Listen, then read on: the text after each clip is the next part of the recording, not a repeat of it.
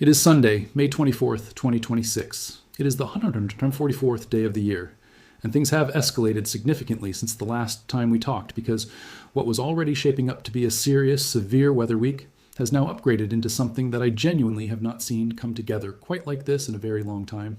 A historic storm system is in the process of organizing right now, and what is about to unfold over the next 5 to 7 days is not just a severe weather outbreak. It is not just a blizzard. It is not just a heat dome. It is all three of those things happening simultaneously on different sides of the country, and the scale and the intensity of each individual piece of this puzzle is extraordinary on its own. Put them all together, and you have one of the most complex and dangerous multi-hazard weather setups that has hit the United States in recent memory. Things have gotten dramatically more serious since the last video, and I need to walk you through all of it right now. So let us jump right into it. Let us start with the severe weather threat, because that is the most immediate danger for the largest number of people, and the Storm Prediction Center has now placed over 20 million people under an enhanced risk of severe weather for today, targeting a massive corridor from the Arkansas and Missouri border region right up through the lower Ohio Valley and directly threatening cities like Memphis, Tennessee, Cape Girardeau, Missouri, Evansville, Indiana, and pushing all the way up toward Indianapolis. This severe weather threat is going to kick off during the Sunday afternoon hours, and it is going to rapidly escalate into an extremely dangerous overnight event as a powerful and fast-moving squall line races eastward through the region in the dark. And I want to be very direct with you about what makes tonight specifically so dangerous, because I think some people hear squall line and they underestimate what is coming. This is not just a line of thunderstorms with some gusty winds. The low-level wind shear that is in place ahead of the system right now is extraordinary. We are looking at a 45% probability of significant damaging straight-line winds in the hatched area along and east of Interstate 55 in Illinois down through the Mid-South. Wind gusts of 75 miles per hour or greater are possible as this line pushes through tonight, and 75 miles per hour is hurricane force. If you live in that zone, you're going to see large trees coming down, widespread power outages, and structural damage to buildings that are not built to handle that kind of wind loading. But here's the thing that makes tonight even more dangerous than just the straight-line wind threat. Ahead of the main squall line, we have the real possibility of discrete supercells firing up in the warm sector this afternoon before the main line arrives. And the conditions for those pre-line supercells are coming together in a way that has me watching very closely for an elevated tornado threat this afternoon, specifically across the Memphis corridor and up through western Tennessee and into western Kentucky. The dew points ahead of this system are deep and tropical, the warm sector is wide open, and the directional shear in the lower levels of the atmosphere is off the charts. If any of those pre-line discrete supercells manage to get established before the squall line catches up to them, the conditions are going to be favorable for intense and potentially significant tornadoes this afternoon. And then even after those pre-line storms get absorbed into the main squall line, the tornado threat does not end. Because with this much spin in the lower atmosphere, we are absolutely going to see embedded, quick rotating tornadoes within the line itself as it races east tonight.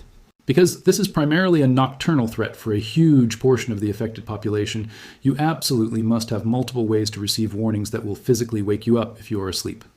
A no AA weather radio, alerts on your phone with the volume all the way up, whatever you use.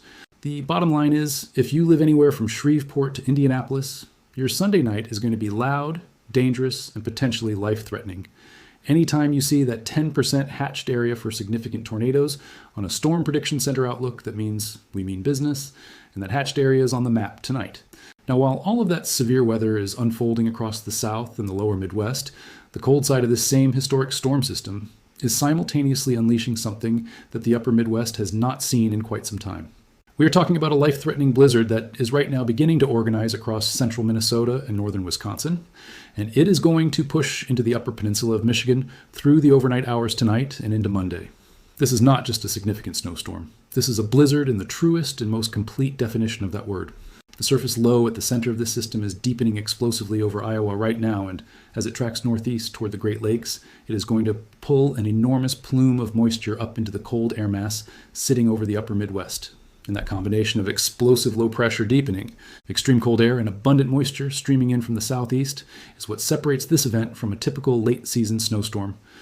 We are looking at snowfall rates of 2 to 3 inches per hour at the peak of this event, and simultaneously, we're going to have wind gusts of 50 to 60 miles per hour sustained throughout the entire duration of the storm. A combination of extreme snowfall rates and extreme winds is going to produce whiteout conditions that will make travel not just difficult, but literally impossible across a huge swath of the region. Not ready institutionally, emergency management systems are calibrated to probabilistic expectations. Resources are prepositioned based on forecast ranges.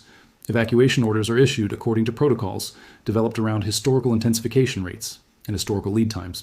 When a storm behaves outside historical parameters, when it intensifies faster than the system anticipated, when the forecast track compresses the warning window from days to hours, the institutional machinery struggles to keep pace. Evacuation orders that should have gone out earlier couldn't go out earlier because the storm hadn't yet revealed what it was becoming. Shelter preparations were sized for the storm on the previous advisory, not the storm on the updated one. Resource preposition decisions were made before the rapid intensification event rewrote the threat picture. None of the people involved made bad decisions with the information they had. The information they had was wrong. And it was wrong because the storm exceeded the model, and the model was calibrated to a baseline that this storm wasn't operating from. The moment it turned is the moment that deserves the most scrutiny. Not the moment landfall occurred, not the moment the eye wall made contact with the first populated area. The moment before. The moment in the data record where the intensification rate bent sharply upward, where the pressure drop accelerated, where the wind speed curve went from gradual to steep. That moment represents the failure point of the entire predictive chain. Every warning, every evacuation order, every resource decision downstream of that moment was built on forecast confidence that the storm itself was in the process of invalidating. And the communities sitting in that downstream window were left holding the gap between what the forecast told them and what the storm actually delivered. That gap is measured in preparation that didn't happen, in reinforcements that weren't made, in evacuations that didn't complete, in people who made decisions based on one storm and experienced a different one. This is the human cost of forecast-busting intensification events. Not just the physical destruction, which is extensive and real and measurable in the immediate aftermath, but the deeper cost, the decisions made on incomplete information, the preparations calibrated to the wrong threat level, the entire chain of human choices that a warning system sets in motion, and that a faster-than-expected storm renders inadequate before the first gust arrives. The recovery will begin when the winds drop. Emergency teams will move in. Damage assessments will be conducted. Federal disaster declarations will be requested. The machinery of response will activate and deliver real assistance and real relief. People are resilient. Communities endure things that seem unsurvivable and find a way through. But recovery after events like this one carries a burden that the headlines miss. It isn't just rebuilding what was destroyed. It's rebuilding while knowing the next event is coming. While the clock is already running on the window between this storm and the one after it. While the budget allocated to recovery is the same budget that should have been allocated to hardening. While the political attention that briefly focuses on these communities in the aftermath of disaster is already drifting toward the next news cycle. While every repair, every patch, every temporary fix becomes the foundation for the next round of damage because there isn't enough time or money or political will to do the work that would actually matter. Building to a standard that accounts for what the climate is now delivering, not what it delivered in the past. What this storm adds to the record is not just a data point about wind speed or central pressure or storm surge height. It adds a case study in the consequences of operating with outdated assumptions.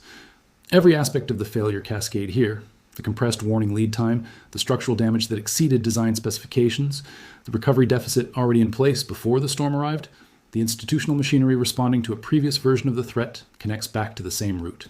The world these systems were built for is not the world they are operating in. The ocean is hotter. The rapid intensification events are more frequent and more extreme. The seasons are longer. The recovery windows are shorter. And the gap between the climate the models were calibrated to and the climate delivering the actual events is widening with every passing year. Closing that gap requires more than better forecasting, though better forecasting helps. More than improved building codes, though updated codes matter. More than additional recovery funding, though funding is essential. It requires a fundamental recalibration of the assumptions embedded in every layer of the system. The storm models, the risk assessments, the infrastructure standards, the insurance frameworks, the institutional protocols, all of them were built around a baseline. The baseline has shifted. Everything downstream of it needs to shift with it, or we will keep arriving at the same moment this community just lived through, watching the radar, watching the numbers change, watching the gap open between what was predicted and what arrived, watching a storm become a monster in the window between the last advisory and the next one, and finding, again, that nobody was ready. The storm will pass. The data will be analyzed. The reports will be written. The forecasters will study the intensification sequence and refine the models. The engineers will assess the damage and update the load calculations. The emergency managers will review the timeline and revise the protocols. All of that work is real and necessary and genuinely improves the system's capacity to handle the next event. But the next event is already forming somewhere over water that is warmer than it should be, in a month that used to be quiet, under atmospheric conditions that are increasingly favorable in seasons that the old calendars called off-peak. And when it turns, when the pressure drops faster than the models expect, and the winds jump past the previous forecast ceiling, and the warning window compresses, and the communities in its path are making decisions based on information that the storm itself is already invalidating, the question will be the same one it always is. Why wasn't anyone ready? The answer will be the same one it always is. Because ready means something different now, and we haven't finished redefining it yet.